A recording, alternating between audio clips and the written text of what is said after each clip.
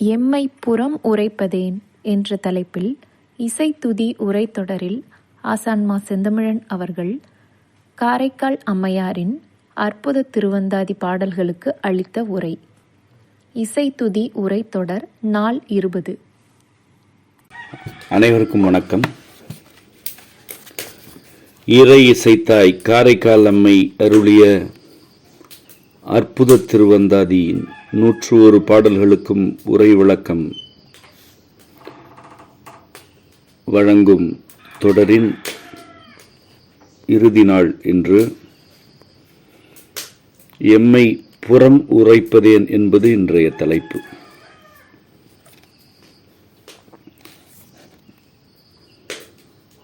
பாடல் எண் 86. இதற்கு முந்தைய பாடல்கள் ஏற்கனவே விளக்கப்பட்டிருக்கின்றன. தொடர்ச்சிக்காக 85ஆம் பாடலை ஒரு முறை படித்து இதன் கருத்தை சுருங்க கூறிவிட்டு 86க்குள் புகுவோம். கண்ணார கண்டும் என் கையார கூப்பியும் எண்ணார எண்ணத்தால் எண்ணியும் விண்ணோன் எரியாடி என்றென்றும் இன்புருவன் கொல்லோ பெரியானைக் காணப்பெறின்.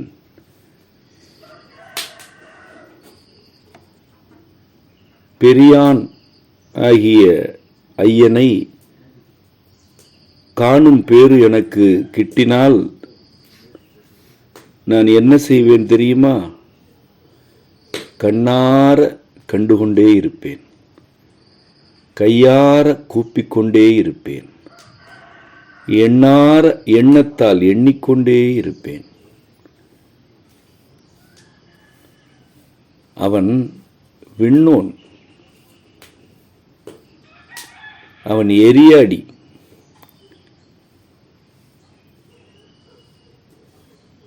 எண்ணார எண்ணத்தால் எண்ணி என்றென்றும் இன்புருவன் என்று அம்மை பாடினாள். அதன் தொடர்ச்சியாக பெரினும் பிரிதியாதும் வேண்டேம் நமக்கீதுரினும் உராதொழியும் மேனும் சிறிதுணர்த்தி மற்றொருகண் நெற்றி மேல் வைத்தான் தன் பேயாய நற்கணத்தில் ஒன்றாய நாம் என்கிறார். ஒப்படைப்பின் உச்சம் என்று அம்மை அருளிய இந்த மந்திரத்தை நாம் கருத வேண்டும்.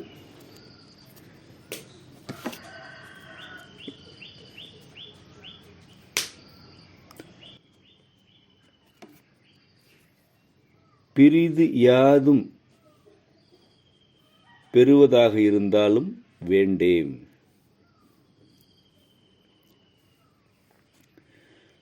என்கிறாள் அம்மை. ஒன்றை கேட்கிறாள், எனக்கு அது வேண்டும் என்று கேட்கிறாள். அதனை தவிர வேறு எது கிடைப்பதாக இருந்தாலும் வேண்டாம் என்று தொடங்குகிறாள். அவள் என்ன கேட்கிறாள் என்பது பாடலின் ஈற்றில் இருக்கிறது. நாம் வரிசைப்படி செல்வோம். அவள் அப்படி அழகுற வரிசைப்படி நம்மை அழைத்து செல்கிறாள். பெரினும் பிரிதியாதும் வேண்டேம் நமக்கு இதுரினும் உராதொழியுமேனும்.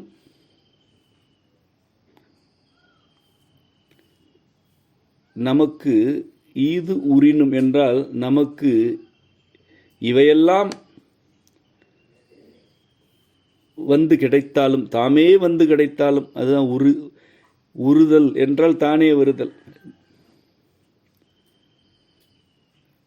நமக்கு இவையெல்லாம் தாமே வந்து கிடைத்தாலும் உராதொழியுமேனும், கிடைக்கவில்லை என்றாலும், தாமே வரவில்லை, வராமல் ஒழிந்தன என்றாலும் பொருட்டல்ல.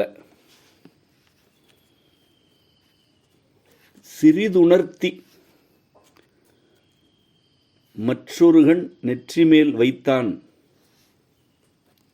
தன் பேயாய நற்கணத்தில் ஒன்றாய நாம். அவன் அதிகம் உணர்த்த வேண்டாம், சிறிது உணர்த்தி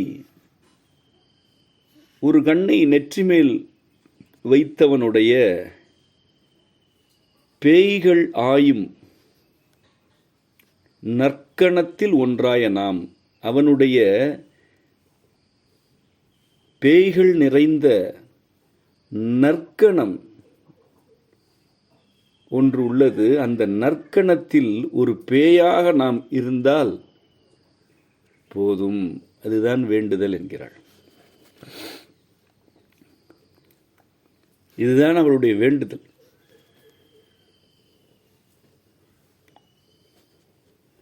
இறைவன் நற்கணம் ஒன்று வைத்திருக்கிறான். இறைவனுடைய கணம் நற்கணம், நன்மைகள் புரியும் கணம். கணம் என்பது கூட்டம், வெறும் கூட்டம் அல்ல, ஒரு ஒருங்கிணைந்த கூட்டம். அது கணம் என்பது. அது பேயாய நற்கணம். ஆய் என்ற சொல்லை ஏற்கனவே விளக்கி இருக்கிறோம். ஒரு குறிப்பிட்ட வரம்புக்குள் அலைந்து திரிந்து அப்பரப்பினுள் நிறைந்திருத்தல் ஆய் எனப்படும். அதுவே ஆயம், ஆயர் என்றாகியது. பேயாய என்றால் ஆணிரைகள் எப்படி ஓர் ஆயமாக இருக்கின்றனவோ அதுபோல பேய்கள் ஓர் ஆயமாக இருக்கின்றன என்றுதான் பொருள். அந்த ஆயம் இறைவனுடைய நற்கணம், அவன் நன்மைகளுக்காக வைத்திருக்கும் கூட்டம் அது. அதில் தானும் ஒரு பேயாக ஆய வேண்டும் என்கிறாள். நற்கணத்தில் ஒன்று ஆய நாம் என்று வேண்டுகிறாள். இதற்காகத்தான் கூறுகிறாள், பெரினும் பிரிதியாதும் வேண்டேன் நமக்கீ துரினும் உறாதொழியுமேனும். அவையும் வேண்டாம் என்கிறாள். என்ன வேண்டும்? பேயாய நற்கணத்தில் ஒன்றாய் தானும் இருக்க வேண்டும் என்கிறாள். தனக்கு மட்டுமல்ல, நாம் என்று அடியார் கூட்டத்திற்கும் சேர்த்துத்தான் கூறுகிறாள்.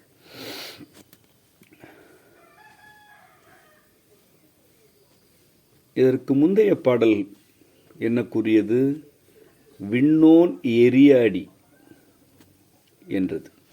அவ்வாறு எரியாடி கொண்டிருப்பவனை கண்ணார கண்டும் கையார கூப்பியும் என்றுதான் பாடினாள். அவனுடைய எழில் தோற்றத்தை இதற்கு முந்தைய பாடல்களிலெல்லாம் விளக்கிவிட்டாள். செஞ்சடையோன் என்றாள், பவளமேனியன், பொன்மேனியன், கருநீல வண்ணன், ஒரு பாகத்தில் கருநீலங்கொண்டவன், முடிமீதிருந்து வெள்ளம் பாயுந்தன்மையன், பாதத்தில் தாமரை பூத்து குலுங்கும் தன்மையன், குழவி திங்களை அணிந்து கொண்டிருப்பவன் என்றெல்லாம் அவனை அழகுற எழிலுற விவரித்தாள். அவனுடைய சடை விரிந்தால் அது விசும்பாகிறது என்று கூறினாள். இவையெல்லாம் இறைவனுடைய உருவகத் தன்மைகள். அதேவேளை அவன் இவை மட்டுமல்ல, அவன் எரியாடியாகவும் இருக்கிறான். அவன் தீவினைகளை எரித்து கொண்டே இருக்கிறான். ஊழிக்காலத்தில் அவன் நிகழ்த்துவது அவ்வாறான எரியாட்டம். இவ்வெறியாட்டத்தின் போது பார்த்தால் கண்ணார காண்பேன் என்கிறாள். இதனைத்தான் முந்தைய பாடலில் கூறினாள். அப்படி அவனை கண்ட பின்னர் இந்த பாடலில், ஐயா, இப்படி எரியாடி கொண்டிருக்கிறாயே, தீவினைகளை எரித்து அழிப்பதற்கென்று நீ ஒரு நற்கண நற்கணத்து பேய்களை வைத்திருக்கிறாயே, அதில் என்னையும் சேர்த்துக்கொள் என்று வேண்டுகிறாள். மகிழ்ச்சியான வாழ்க்கை வேண்டும், இன்பம் வேண்டும் என்று அவனை பார்க்கும் பொழுது அவள் கேட்கவில்லை. அவள் இதனைத்தான் கேட்கிறாள். இதுதான் ஒப்படைப்பின் உச்சம் என்று நான் கருதுகிறேன். அதற்கு சிறிதுணர்த்தினால் போதும் என்று கேட்கிறார். நீ ஒரு பொதுவாக எவரிடமாவது இறந்து ஒன்றை பெற வேண்டுமென்றால் நீங்கள் எனக்கு சின்னஞ்சிறிய அளவிற்கு அதனை தாருங்கள், நான் பிழைத்துக் கொள்வேன் என்று கேட்பது வழக்கம். இறைவனிடம் அப்படித்தான் கேட்கிறாள்.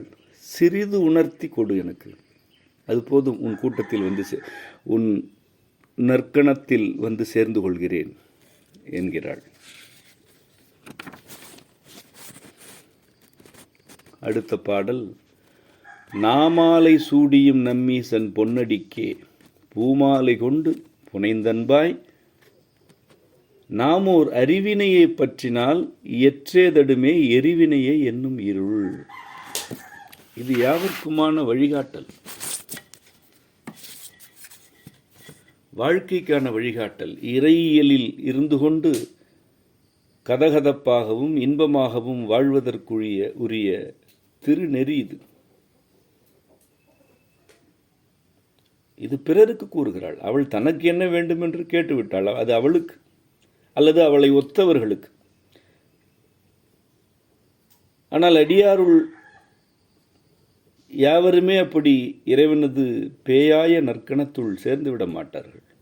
அப்படி சேர வேண்டியதும் இல்லை. எல்லோருமே பேயாய கணத்தில் சேர்ந்தால் வாழ்க்கை யாருக்கு?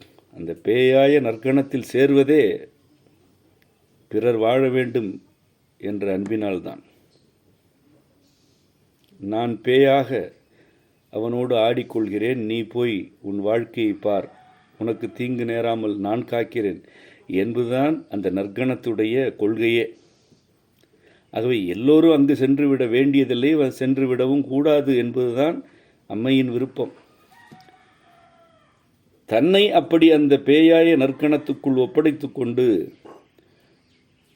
அடியாருள் இருக்கும் பிறருக்கு, மற்றவருக்கு கூறுகிறாள், நாமாலை சூடியும் நம்மீசன் பொன்னடிக்கே பூமாலை கொண்டு புனைந்தன்பாய். நம் ஈசனுடைய பொன்னடிக்கு நாவினால் மாலை சூடுங்கள் என்றால் என்ன? இசையால் அவனை பாடுங்கள், அவனை துதியுங்கள் என்கிறாள். பூமாலை கொண்டு புனைந்து அன்பாய், அவனுடைய பொன்னடிக்கு பூமாலையை கொண்டு அன்பாய் சூட்டுங்கள், அன்பாக சூட்டுங்கள், அவன் மீது அன்பு கொண்டு அதனை செய்யுங்கள் என்கிறாள். அவள் என்ன காட்சியை கண்டால்? அவன் எரியாடி கொண்டிருக்கும் காட்சியை காண்கிறாள். ஆனால் தன்னை பின்பற்ற அடியாருக்கு என்ன கூறுகிறாள்? அவனுடைய பொன்னடி என்கிறாள். இதுதான் அன்பு. இறைவனுடைய அந்த எரியாடும் தன்மையை எல்லோரும் பார்த்துவிட்டு வாழ இயலாது. அதனை நோக்கிய பின்னரும் அவனோடு சேர்ந்து எரியாட வேண்டும் என்ற விளைவு எல்லோருக்கும் வராது. ஆனால் அவ்வாறு அவனோடு எரியாடும் தன்மை வேண்டும் என்று ஒருத்தி கேட்கிறாள் என்றால் அது எதற்காக? அடியாரின் வாழ்க்கைக்காக. தன்னை ஒப்படைத்துக் கொள்கிறாள், பிறருக்கு வாழ்க்கை வேண்டும் என்று வேண்டுகிறாள். அதனால்தான் நம் ஈசனுக்கு இருக்கும் பொன்னடி என்று இங்கே கூறுகிறாள். எரியில் ஆடுபவனுக்கு பொன்னாக அடி இருக்கும். அது அம்மைக்கு தெரியாதா? அது அவளுக்கு, இது மக்களுக்கு, அன்பருக்கு என்று தெளிவாக வரையறுக்கிறாள். நாமாலை சூடியும் நம்மீசன் பொன்னடிக்கே பூமாலை கொண்டு புனைந்தன்பாய் என்று கூறிவிட்டு திருநெறியை உரைக்கிறாள். நாமோர் அறிவினையே பற்றினால் எற்றேதெடுமே எரிவினையே என்னும் இருள்.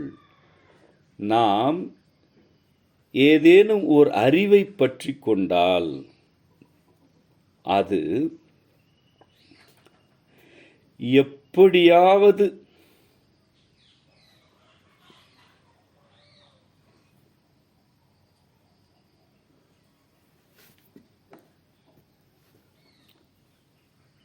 வளர்ச்சியை அல்லது மேம்பாட்டை தடுத்து இருளுக்குள் தூக்கி எறிந்துவிடும். எரிவினை என்பது எரியும் வினை, தூக்கி வீசுதல் என்கிறோம் அல்லவா, அதுதான் எரிவினையே என்னும் இருள். எரியும் வினை, இருளாகிய எரியும் வினை. எற்றே தடுமை என்றால் எற்றே என்பது என்றேனும் ஒரு நாள் அல்லது எவ்வாறாயினும் என்றெல்லாம் பொருள் தரும். எற்றான் மறக்கேன் எழுமைக்கும் எம்பெருமானையே என்று சுந்தரமூர்த்தி நாயனார் பாடினார். எப்படித்தான் மறப்பேன் அல்லது எவ்வாறுதான் மறப்பேன், என்றும் தான் மறப்பேனோ என்று அதற்கு பொருள். நாம் ஓர் அறிவினை பற்றினால் எப்படியாவது என்றாவது ஒரு நாளாவது அது இருளுக்குள் தூக்கி வீசும். தடுமை என்றால் தடுத்து, எப்படியாவது தடுத்து விடும். எதனை தடுக்கும்? ஒளியை நோக்கி செல்வதை தடுக்கும். எரிவினையே என்னும் இருள் என்று கூறுவதனால் அது எதனை தடுக்கிறது? ஒளியை நோக்கி செல்வதை தடுக்கிறது. எது தடுக்கிறது? அறிவு. அறிவு துணையாக இருக்க வேண்டும், அறிவு பற்றுக்கோளாக இருக்கக்கூடாது. ஆனால் அன்பற்ற கூட்டத்துக்கு அறிவுதான் பற்றுக்கோள், அறிவுதான் தெய்வம். அறிவைத்தான் அந்த கூட்டம் வழிபடும். அறிவினால் எதனையும் செய்து விடலாம், எதிலிருந்தும் தப்பலாம் என்று அந்த கூட்டம் இருமாந்து இருக்கும். இருமாப்பு எனப்படுவதே விளைவை சிதைக்கலாம் எனும் எண்ணம்தான். இதுதான் ஊழிக்கான அடிப்படை. எதனையும் செய்து எப்படியும் தப்பலாம் என்ற இருமாப்பு அறிவினால் வழங்கப்படும். அந்த கூட்டம் அதனை பற்றி கொள்ளும். பல முறை கூறியவாறு அதில் வெற்றியடைந்து கொண்டே இருக்கும். ஒரு நாள் அந்த வெற்றிக்கு குறுக்கே ஒன்று இருக்கும். எப்படியாவது எந்த நேரத்திலும் அந்த வெற்றியை அது தடுக்கும். திகைத்து நிற்கையில் அடுத்து என்ன என்று எண்ணுவதற்கு கூட நேரம் இருக்காது. எரிவினை என்னும் இருளுக்குள் தூக்கி வீசிவிடும். அவ்வளவுதான், அத்தோடு முடிந்தது. அந்த இருளுக்குள்ளேயே இருக்க வேண்டியதுதான். அவ்வாறு அன்பராகிய எவரும் அறிவினை பற்றி கொள்ளாதிருங்கள் என்று அன்னை திருநெறியை உரைக்கிறாள். நாம் நம்முடைய செம்மை இசை முறையில் இதனை வளையேற்றத்தோடு தான் பண்ணாக்கினோம். நாமாலை சூடியும் என்பதனை நாமாலை சூடியும் நம்மீசன் பொன்னடிக்கே என்றுதான் பாடினேன். உங்களுக்கு இப்பொழுது ஒலிபரப்பப்பட்ட பாடலிலும் அப்படித்தான் பாடியிருந்தார்கள். அது ஏன் என்றால், நாவினால் மாலை சூட வேண்டும் இறைவனுக்கு என்று அன்னை கூறுவது இசையால் அவனை துதிக்க வேண்டும் என்ற பொருள்படத்தான். அது ஊக்க மிகுதியை நமக்கு தர வேண்டும். அந்த மந்திரத்தை இசைக்கும் பொழுதே வளை ஏற்றத்தில் பாட வேண்டும் என்ற கருத்து அதனுள் பொதிந்திருக்கிறது.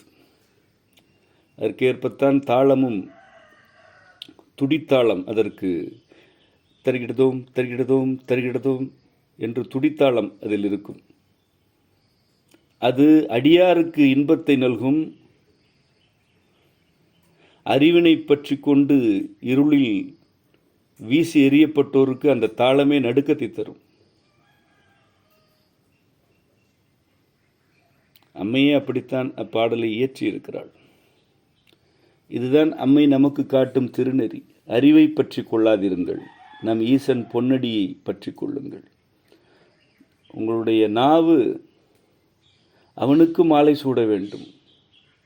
உங்களுடைய நாவு அவனுக்கு எதிரான, அவன் ஒழுங்குகளுக்கு எதிரான எதிலும் ஈடுபடக்கூடாது, பொய்யுரைக்கக்கூடாது, புனைவுகளை அவிழ்த்துவிடக்கூடாது. அவ்வாறு பொய்யுரைத்தல், புனைவு அவிழ்த்தல் எல்லாமே அறிவை பற்றி கொள்வோருடைய செயல். அவர்கள் அப்படியே இருளில் கிடப்பார்கள். நீங்கள் வாருங்கள், நாம் நம் ஈசன் பொன்னடிக்கு நாமாலை சூடுவோம், பூமாலை கொண்டு புனைவோம். அவ்வாறு பூமாலையையும் நாமாலையும் சூட்டுவதும் அவன் மீது கொண்ட அன்பினால் இருக்கட்டும் என்று திருநெறியை உரைக்கிறாள் அம்மை. இருளின் உருவென்கோ மாமேகம் என்கோ, மருளின் மணி நீலம் என்கோ, அருளெமக்கு நன்றுடையாய் செஞ்சடை மேல் நக்கிலங்கு வெண்மதியம் ஒன்றுடையாய் கண்ட தொழி. இருளின் உரு என்பதா, மாமேகம் என்பேனா, மருளின் மணி நீலம் என்பேனா? இருள் கருமை, மாமேகம் கருமைக்கும் நீலத்துக்கும் இடைப்பட்டது, மணி நீலம்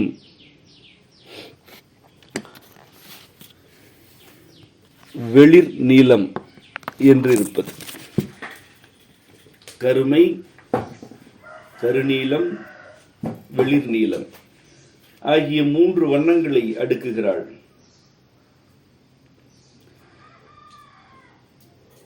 மருளின் மணி நீலம் என்று ஏன் கூறுகிறாள்? மருள் எனப்படுவது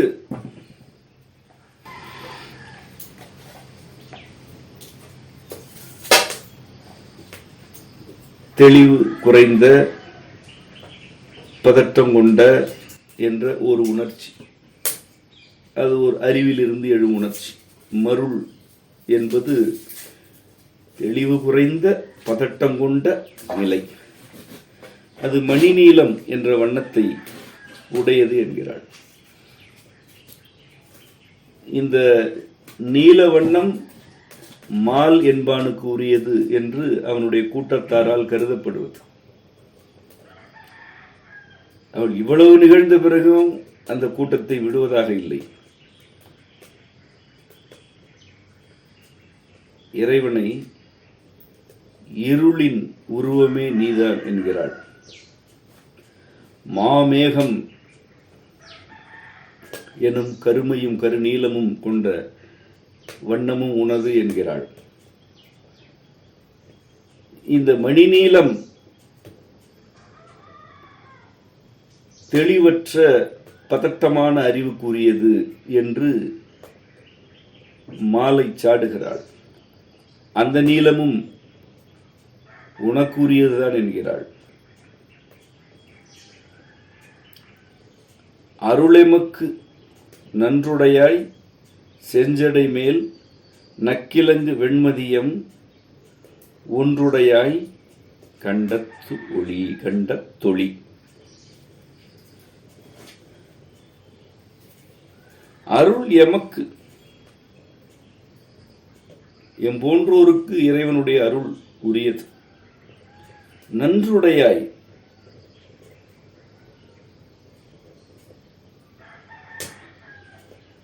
நன்றாக உரியனவற்றை மட்டுமே உடையவனே.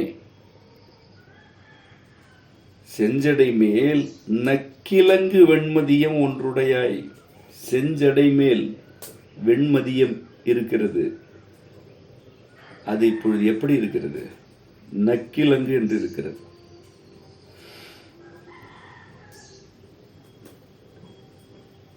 நக்கன் என்பது இறைவனை குறிக்கும் சொற்களில் ஒன்று, அது ஏதுமற்ற தன்மையில் அவன் இருக்கிறான் என்பதை குறிப்பது. அம்மனமாக இருத்தல் என்று இதற்கு பொருள் உண்டு. செஞ்சடை மேல் இருக்கும் வெண்மதி இப்பொழுது ஏதுமற்ற அம்மனமாக இருக்கிறது. அதுதான் நக்கிலங்குதல். அது தானே பகல் என்றதல்லவா, இப்பொழுது அது நக்கிலங்காக இருக்கிறது. அப்படி இருந்தால் அது செஞ்சடை மேல்தான் இருக்கும். ஏனென்றால் அது இப்பொழுது நக்கம் என்ற தன்மையை இலங்குகிறது, அதில் வெளிப்படுகிறது, ஏதுமற்றதாகிவிட்டது.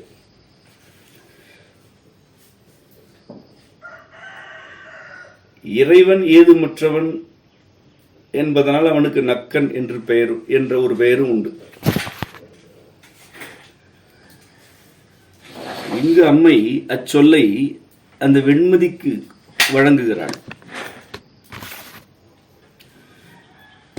அது முன்பு நிலா இலங்கு வெண்மதி என்று கூறப்பட்டது, இப்பொழுது நக்கிலங்கு வெண்மதி எனப்படுகிறது.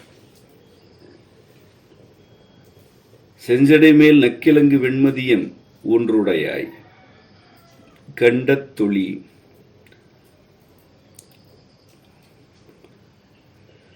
கண்டத்துக்கு ஒளியாக இருப்பவன்,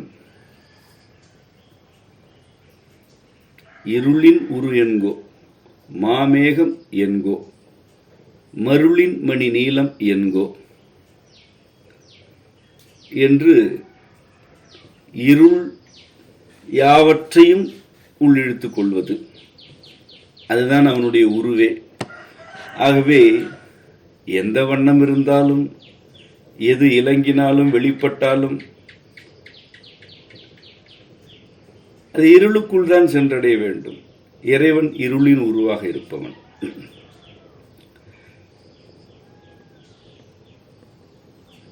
யாவற்றையும் அவன் ஈர்த்து தன்மையப்படுத்தி விடுவான். இருளே யாவற்றையும் ஈர்த்து தன்மையப்படுத்துவதுதான். இருள் பேரண்டத்தில் உள்ள தன் கருமையினால் இந்த அண்டத்தையே உள்ளிழுத்து தன்மையப்படுத்தும் திறன் கொண்டது. ஒளி அவ்வாறல்ல, அது வடிவங்கள் ஆகும். இருள் எல்லா வடிவங்களையும் தன்னை நோக்கி ஈர்த்து தன்மையப்படுத்திவிடும். அவ்வளவுதான், ஏதுமற்ற நிலையை கொண்டு வந்துவிடும். அதுதான் இருளுக்கு இருக்கும் எம்பெருமான் சிவத்தன்மை. அப்படிப்பட்ட இருளின் உருவாக இருப்பவன் என்பேனோ என்றும் கூறலாம். இருளின் உரு என் கோ, இருளின் உருவாக இருக்கும் என் தலைவன் என்றும் கூறலாம். மாமேகம் என் கோ, மருளின் மணி நீலம் என் கோ என்றும் இதனை கொள்ளலாம். இவ்வாறு இருள் முதலாக நீலம் வரையிலானவற்றையெல்லாம் விவரித்துவிட்டு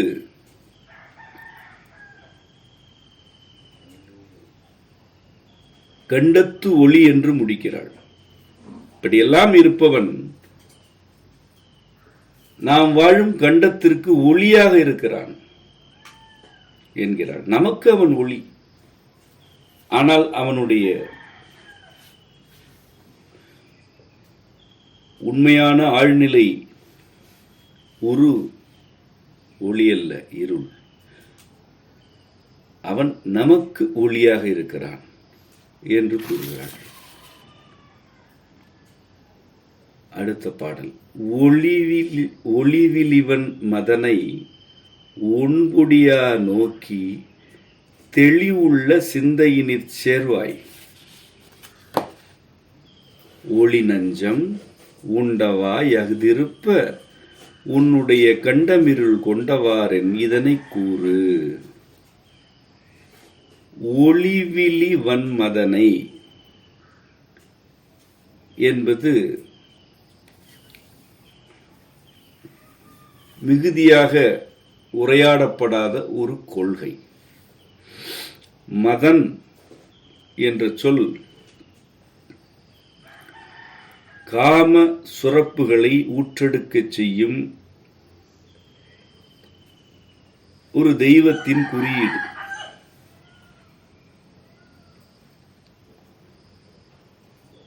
மதம், மதநீர் என்பவையெல்லாம் களிப்பூறச் செய்யும் சுரப்புகளை குறிப்பன.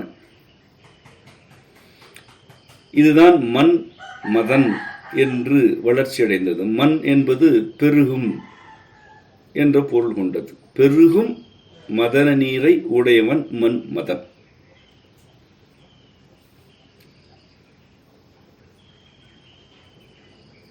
இங்கு ஒளிவிலிவன் மதனை என்று அன்னை கூறுகிறாள்.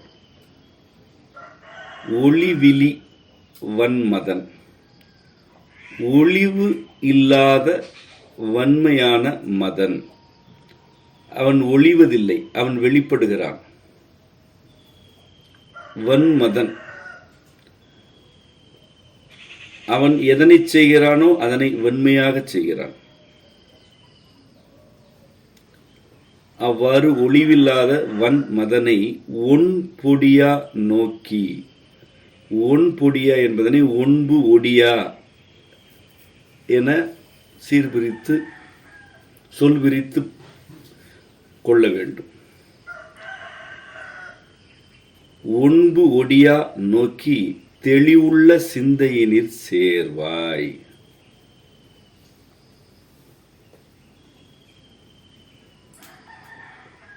மதன் ஒளிவதில்லை,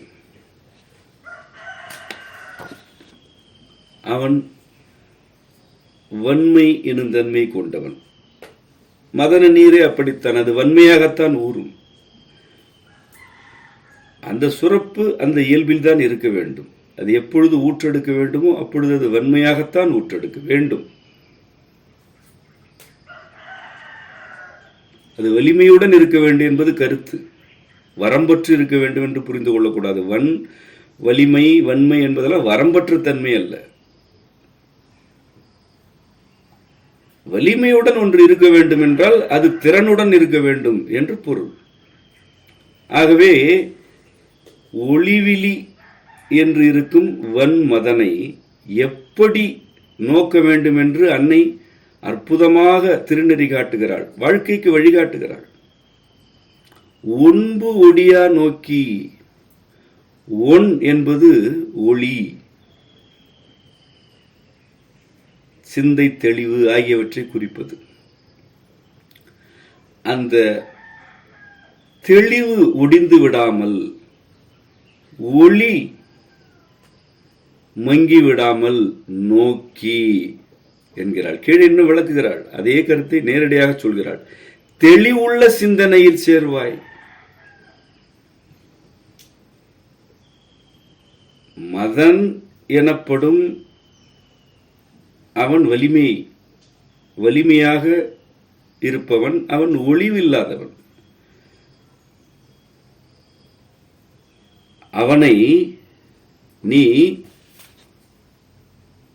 உன்னுடைய சிந்தையில் ஒளி அல்லது தெளிவு ஒடியாமல் நோக்க வேண்டும். தெளிவுள்ள சிந்தனையில் சேர்வாய். அப்படி நோக்கி தெளிவுள்ள சிந்தனையில் சேர். அந்த சிந்தனையில் நீ சேர்ந்து கொள். சேர்ந்து கொள் என்பது சிந்தனையில் சேர்தலையும் குறிக்கும், புணர்ச்சியும் குறிக்கும். சிந்தனையில் புணர்ச்சி நிகழ வேண்டும். அடிப்படையில் அதுதான் உடல் புணர்ச்சியாக மாற்றமடையும். சேர்வாய். ஒருவேளை ஒன்பு ஒடுகிறது என்றால் என்ன பொருள்? அந்த வன்மதன் ஒளியை அல்லது தெளிவை உடைத்து விட்டான் என்றால் சிந்தனையில் உனக்கு எது நிகழாது. அவ்வளவுதான். உடல் உடலாகவே சேரும், சிதையும். அம்மை கூறுகிறாள், ஒளி நெஞ்சம் உண்டவா அகுதிருப்ப உன்னுடைய கண்டமிருள் கொண்டவாறு இதனை கூறு. ஒளி நஞ்சம் உண்டவாய் அகுதிருப்ப. இறைவன் நஞ்சம் உண்டான், அது ஒளி நஞ்சம். வழங்கப்பட்டது ஒளி போன்ற ஒன்று. அப்படித்தான் கொடுத்து இறைவன் அதனை உண்டான் என்கிறாள். ஒளி நஞ்சம் உண்ட வாய் அகுதி இருப்ப. அப்படி ஒளி நஞ்சத்தை உண்ட வாய் இருக்கிறது. உன்னுடைய கண்டமிருள் கொண்டவா கண்டவாறு என் இதனை கூறு. கண்டவாறென் இதனை கூறு.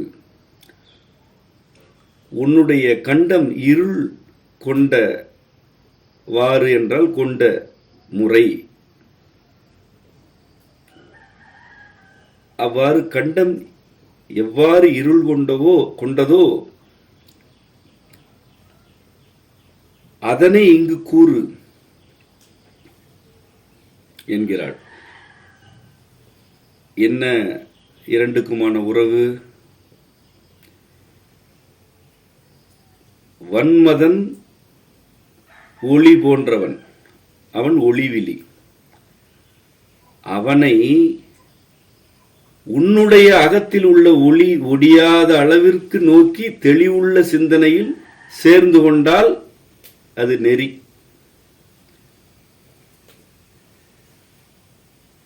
இறைவன் ஒளி நஞ்சாக வந்தாலும் அதனை உண்டுவிட்டு கண்டத்தையே இருளாக்கி கொண்டு இருப்பவன். அது உனக்கு வராது.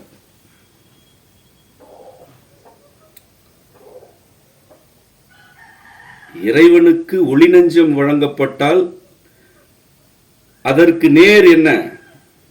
ஒளி நஞ்சம் உள்ளே வந்தால் அதனை ஒழிப்பது எது? இருள். ஆகவே அவன் கண்டத்தை இருளாக்கி கொண்டு அந்த ஒளியை விழுங்கிவிட்டு அமர்ந்திருப்பான். அமர்ந்திருக்கவில்லை, ஆடிக்கொண்டிருக்கிறான்.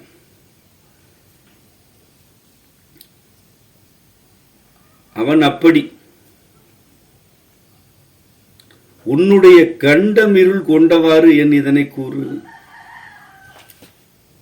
இப்பொழுது உன்னுடைய கண்டம் இருள் கொண்டவாறு கொண்டதாகிவிட்டது. இது எவ்வாறு ஆனது என கூறு என கேட்கிறாள். மாந்தருக்கு அவள் இதனை அறிவுறுத்துகிறாள். ஒளி இங்கு அறிவின் குறியீடாகவும் கொள்ளப்பட வேண்டும். ஏற்கனவே என்ன கூறினாள்? நாம் ஓர் அறிவினையே பற்றினால் எற்றேதெடுமே எரிவினையே என்னும் இருள். அறிவுக்கு நேர் எதிராக இருளை கொண்டு வந்தாள். நோக்குங்கள், அந்த அறிவு இருளுள் ஒடுங்கிவிடும் என்று கூறினாள். அடுத்து என்ன கூறுகிறாள்? இருளின் உருவென்கோ என்று தொடங்கி ஒன்றுடைய கண்டத்து ஒளி என்று இருளுக்கு நேர் எதிராக ஒளி இருக்கிறது என்று கூறினாள். ஒவ்வொரு பாடலிலும் இருள் ஒளி இருள் ஒளி என்ற முரணை முன்வைத்துக் கொண்டே வருகிறாள். இப்பாடலில் வன்மதன் எனப்படுபவனை ஒளி என கூறிவிட்டு அதே ஒளிதான் நஞ்சாகவும் இருக்கிறது.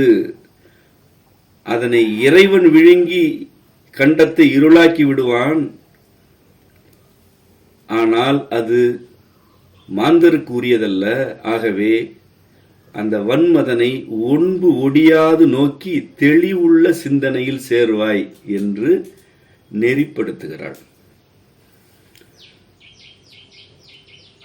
சோதிய சுடரே எனும் திருவாசக பதிகத்தில் தக்க நற்காமன் தனதுடல் தழலெழ விழித்த என்று மாணிக்கவாசகர் இதே கருத்தை, இந்த கொள்கையின் வேறொரு கோணத்தை கூறினார்.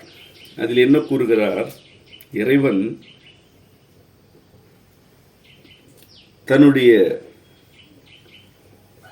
விழிகளால்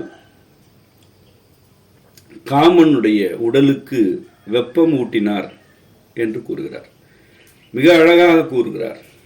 தக்க நற்காமன் தனதுடல் தழலெழ விழித்த என்றார். காமன் எப்படிப்பட்டவனாக இருந்தால் இறைவன் அந்த காமனுடைய உடலுக்கு வெப்பம் வழங்குவான்? தக்க காமம் நற்காமம். தக்க நற்காமன் தனதுடல் தழலெழ விழித்த என்று பாடினார்.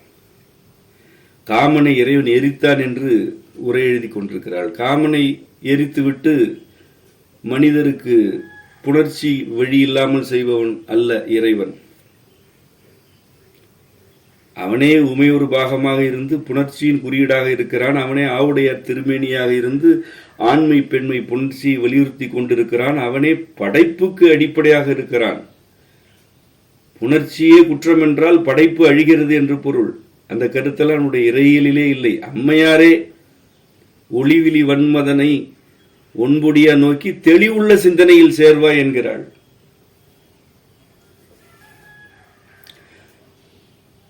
அந்த மதனம் எனப்படும் சுரப்பு மதன் என்ற ஒரு தெய்வமாக குறிக்கப்பட்டது.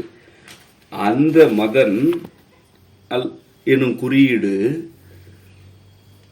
தரிகெட்டு நெறிகெட்டு போகும் பொழுது அது அழிக்கப்படுகிறது என்று கூறுவது இறையியலில் வழக்கம். அதற்காக அப்படி ஒரு சுரப்பே இருக்கக்கூடாது அல்லது அப்படி ஒரு கருத்தே இருக்கக்கூடாது என்பது நம் கொள்கை அல்ல. அம்மை தன்னை பேய் கூட்டத்தில் சேர்த்து கொண்டு அடியாருக்கு என்ன கூறுகிறாள்? ஒளிவிழி வன்மதனை ஒன்பொடியா நோக்கி தெளிவுள்ள சிந்தனையில் சேர்வாய் என்கிறாள். அடுத்த பாடல். கூரெமக்கீதெந்தாய் குளிர் சடையை மீதழித்திட்டேற மிகப் பெருகின் என் செய்தி சீறி விழித்தூரும் வாளரவும் வெண்மதியும் ஈர்த்து தெளித்தோடும் கங்கை திரை.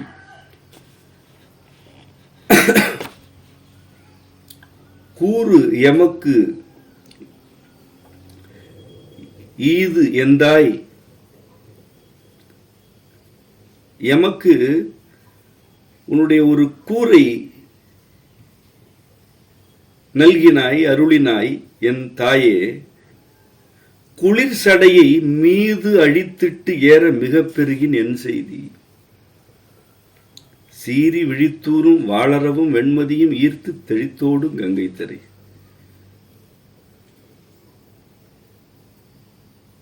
எமக்கு உன்னுடைய கூரை ஈந்த என் தாயே, உன்னுடைய குளிர் சடையை மிகுதியாக அழித்து இட்டு ஏற மிக பெருகின் என் செய்தி.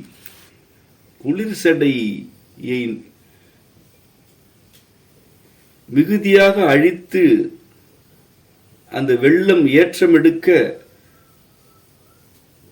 பெருகிக் கொண்டிருக்கிறதே என் செய்தி, என்ன செய்து கொண்டிருக்கிறாய் என்று கேட்டுவிட்டு அவளே ஏதோ அவன் செய்வதை பார்ப்பது போல் கூறுகிறாள்.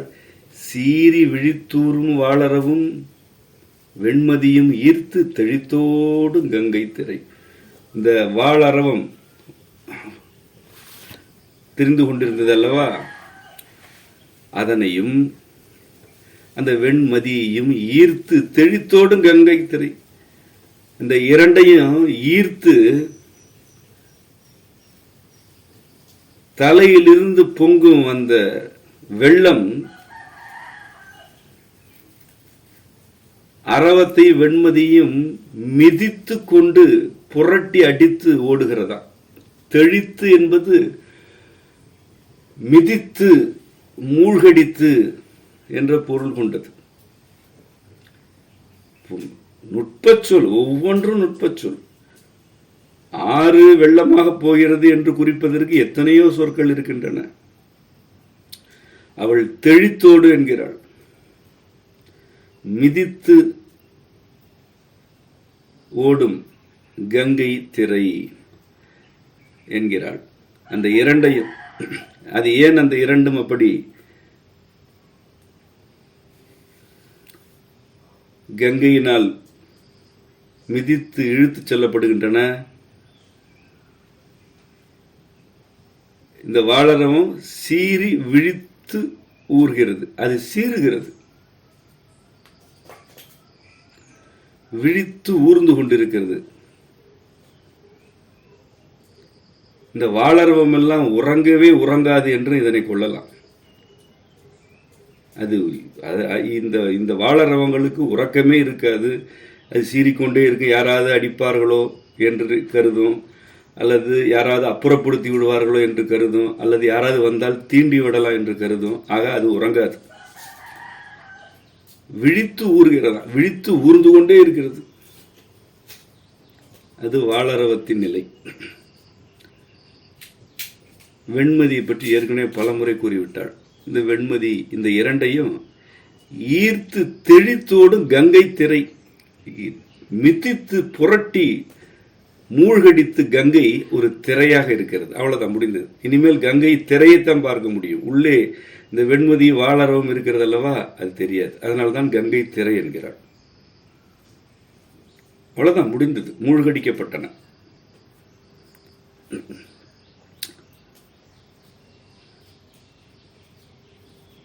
இப்படி இந்த இரண்டையும் தெளித்து ஓடும் கங்கை திரையால் மூடிய பிறகுதான் இறைவன் அடியாருக்கு அவனுடைய கூறினை வழங்குகிறான். கூறு எமக்கு ஈது எந்தாய், தாய்போல் உன்னுடைய கூறுகளை எல்லாம் எமக்கு ஈந்தாய் என்று கூறிவிட்டு, என்ன செய்து இப்படி கூறுகளை வழங்கினான் என்றால், அந்த வாளரவத்தையும் வெண்மதியும் ஈர்த்து தெளித்தோட செய்து கங்கை திரையால் மூடிவிட்டு அடியாருக்கு இறைவன் தன் கூறினை ஈந்தான் என்பது கருத்து. அடுத்த பாடல். திரைமருவு செஞ்சடையான் சேவடிக்கே ஆளாய், உரைமருவி யாமுணர்ந்தோம் கண்டீர், தெரிமினோ இம்மைக்கும் அம்மைக்கும் எல்லாம் அமைந்தோமே எம்மை புறம் உரைப்பதென். திரை மருவு செஞ்சடையான், திரை மருவிக் கொண்டிருக்கும் செஞ்சடையான் அவன். மருவுதல் என்பது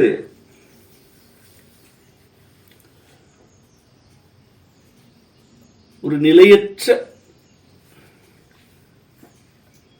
மேல் வெளிப்பாடு. மறு உடலில் தோன்றுகிறது, அது நிலையானதல்ல, அது ஒரு வெளிப்பாடு. இருக்கிறது, ஆனால் அதுவே ஒரு அங்கம் அல்ல, உடலின் அங்கம் அல்ல. அதான் மறு. திரை மருவு செஞ்சடையான், அவனுடைய செஞ்சடை ஒரு திரையால் மூடப்பட்டிருக்கிறது, அது மருவாக இருக்கிறது. என்ன திரை? ஏற்கனவே கூறினாள், கங்கை திரை.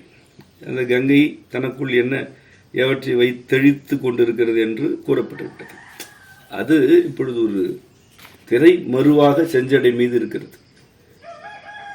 அப்படிப்பட்டவனுடைய சேவடிக்கே ஆளாய், உரை மருவி யாம் உணர்ந்தோம் கண்டி. என்ன கூறுகிறாள்?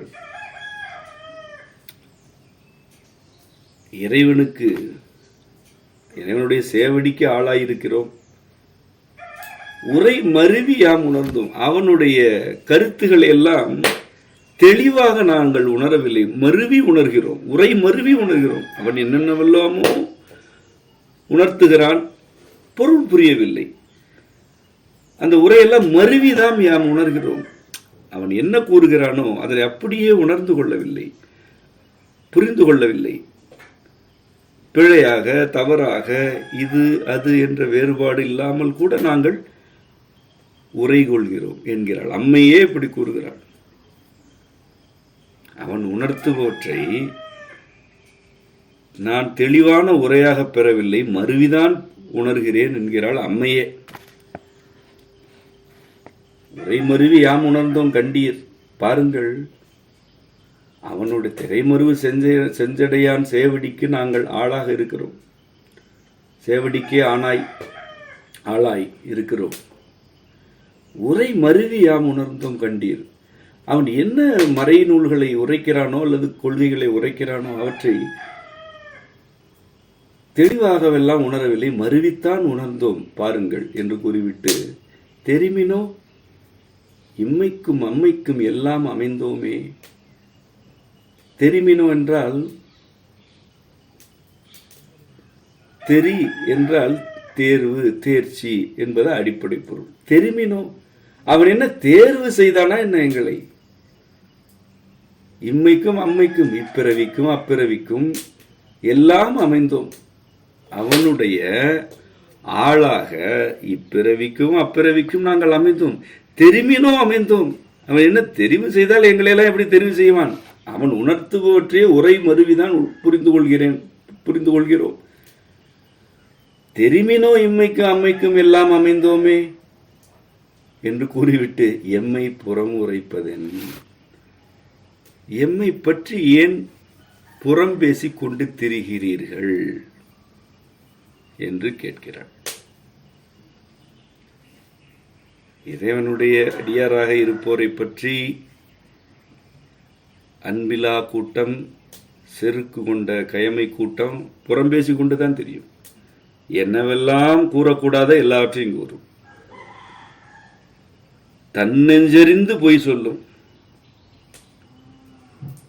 எல்லா அவதூறுகளையும் கட்டவிழ்த்துவிடும். அம்மை இவற்றையெல்லாம் முந்தைய பாடல்களில் கடுமையாக சாடி சாடி தன் மந்திர சொற்களால் அவற்றையெல்லாம் எரித்து பொசுக்கினாள் என்பதை நாம் கண்டோம். இப்பொழுது அவள்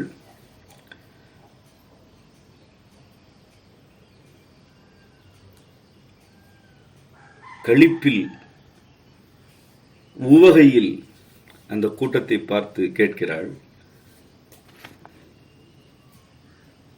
நாங்களே அவன் என்ன உணர்த்துகிறானோ அதனை மருவி உரை எடுத்துக்கொள்கிறோம். அவ்வளவுதான் எங்களுக்கு இருக்க அறிவு. அவன் என்ன இம்மைக்கும் மறுமைக்கும் ஆளாக எங்களை தேர்வா செய்தான்? அப்படி தெரிவு செய்தால் நாங்கள் எல்லாம் தேர மாட்டோம். ஏதோ அவன் எங்களை தெரிவு செய்திருக்கிறான். எம்மை புறம் உரைப்பது இப்படி இருக்கு, எங்களை பார்த்து ஏன் புறம் பேசிக் கொண்டிருக்கிறீர்கள்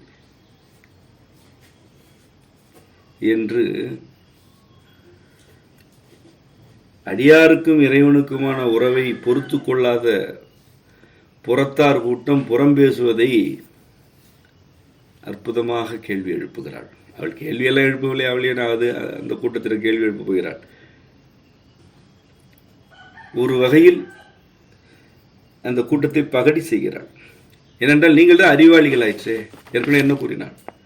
நாம் ஒரு அறிவினையை பற்றினால் எற்றேதடுமே எரிவினையே என்னும் இருள் என்று நம்முடைய கூட்டத்துக்கு கூறினாள். இந்த அறிவு கூட்டம் என்ன செய்கிறது? இந்த அறிவு கூட்டத்தின் 2 குறியீடுகளும் மூழ்கடிக்கப்பட்டு விட்டன. அந்த 2 குறியீடுகளையும் பின்பற்றிய கூட்டம் என்ன செய்து கொண்டிருக்கும்? அங்கு என்ன நடந்தது தெரியுமா? அந்த அடியார் கூட்டம் ஏன் இறைவனை நெருங்கியது தெரியுமா? அந்த பலி கொடுத்தார்கள், இறைவன் ஏற்றுக்கொண்டான். இந்த பலி கொடுத்தால் இறைவன் ஏற்றுக்கொள்வான்.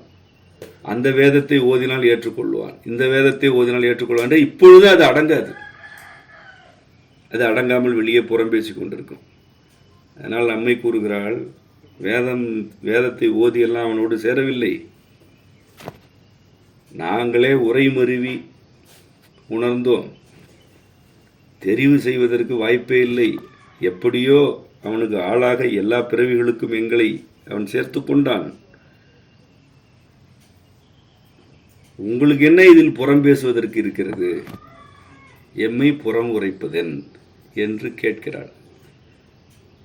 ஐயனுடைய இடையை தழுவிக்கொண்டு அல்லது அவனுடைய மார்பில் சாய்ந்து கொண்டு அந்த கூட்டத்தை நோக்கி கேட்கிறாள். ஐயனுடைய அல்லது அம்மையப்பரின் அடியாராக இருக்கும் எவரும் அவன் தோள் மீது அமர்ந்தோ, மார் மீது தவழ்ந்தோ, தொடை மீது தலை வைத்தோ புறத்தாராக இருக்கும் கூட்டத்தை பார்த்து எம்மை புறமுறைப்பதென் என்று புன்னகையோடு கேட்டுக்கொண்டே இருக்கலாம். இத்துடன் அற்புத திருவந்தாதி உரை விளக்கத்துடன் நிறைவுற்றது. விடுபட்ட மீதமுள்ள பாடல்கள் யாவும் ஏற்கனவே விளக்கப்பட்டிருக்கின்றன. நாளை அற்புத திருவந்தாதி உரை விளக்க தொடர் குறித்த ஒரு கலந்துரையாடலுக்காகவும் இதனை அடுத்த கட்டமாக ஒரு பணியாக முன்னெடுப்பதற்குரிய உரையாடலுக்காகவும் சந்திக்கலாம் என்று நான் விரும்புகிறேன். விருப்பமுள்ள யாவரும் வழக்கம்போல் நாளை காலையும் இணைவீர். உங்கள் அனைவருக்கும் அம்மையப்பரருள் நிறைவதாக. நன்றி.